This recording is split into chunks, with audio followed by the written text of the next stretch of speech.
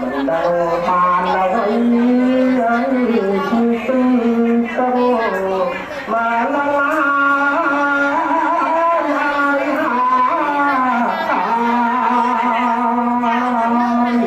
Hãy subscribe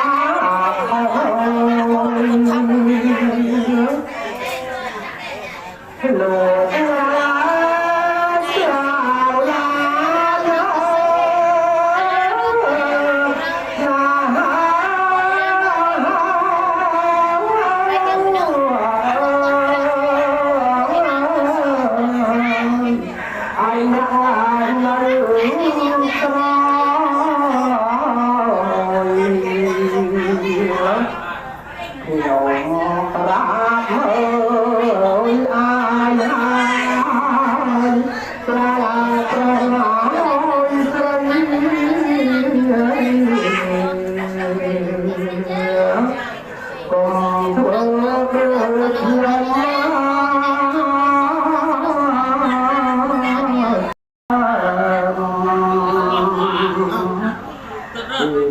video